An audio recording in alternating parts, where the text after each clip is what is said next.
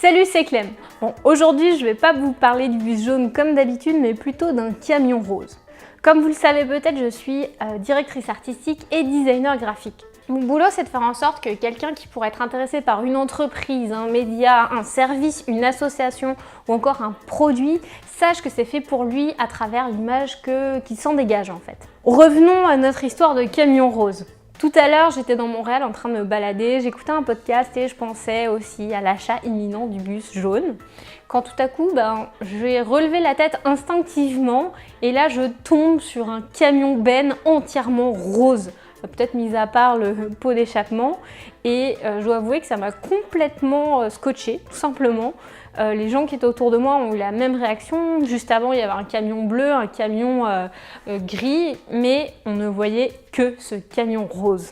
Mais pourquoi ce camion est rose? Ça m'a complètement obsédée pendant quelques minutes, à savoir pourquoi ce camion était rose.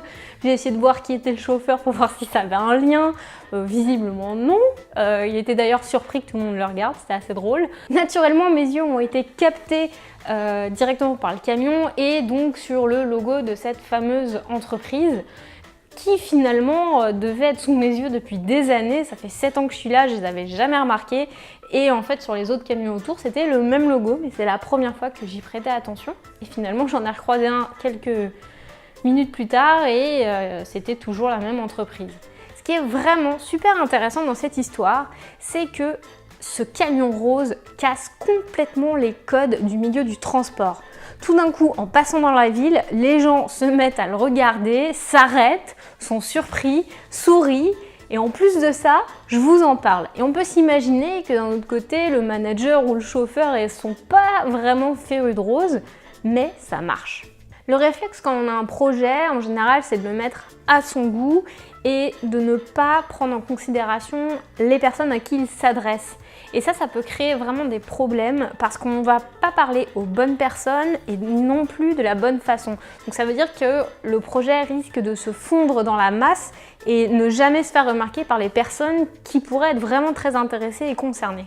Bon, je dis pas qu'il faut casser les codes inutilement, ça peut ne servir strictement à rien, mais il ne faut surtout pas se fier à ses goûts personnels quand il s'agit de communiquer à propos d'un projet.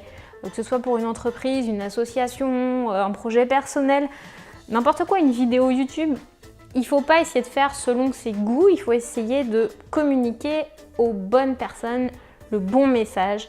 Donc ça veut dire ne pas se laisser influencer par son propre ressenti parce que la personne à qui on s'adresse va absolument pas lire les choses de la même manière que vous. Vous n'êtes pas la personne concernée. Donc vous risquez de perdre vraiment beaucoup d'argent parce que vous aurez payé un graphiste qui va faire quelque chose pour vous, ou alors vous aurez mis énormément d'énergie pour faire votre logo ou pour faire votre vidéo. Et au final, ça risque de complètement désintéresser un partenaire parce qu'il ne comprend pas ce que vous voulez lui dire de la bonne manière, ou encore vous allez juste tomber complètement à côté. Les gens ne vont pas vous remarquer, ou alors vous allez attirer les mauvaises personnes et c'est vraiment pas ce que vous voulez. Et ça risque aussi de nuire à la perception de la solution que vous offrez et de nuire sur sa perception de qualité. C'est-à-dire que si vous mettez un jaune fluo sur un produit de luxe, ça peut avoir un effet un petit peu discount. Après, ça dépend de comment c'est fait, mais ça doit être réfléchi. C'est ça la clé. Dans le cas du bus jaune par exemple, donc ça c'est un projet personnel, mais il faut faire attention entre la fonction et ce qu'on va en faire. Grosso modo, on pourrait vouloir le garder jaune parce que c'est sûr qu'avec les yeux d'enfants européens, le bus magique c'est tout un univers, c'est l'Amérique, tout ça.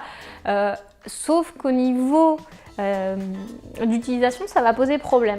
Alors ils sont jaunes ces bus pour des raisons de visibilité sur la route, c'est la couleur qui contraste le plus. Mais dans notre cas, ils risquent d'être utilisés souvent dans les parcs nationaux, notamment au Canada.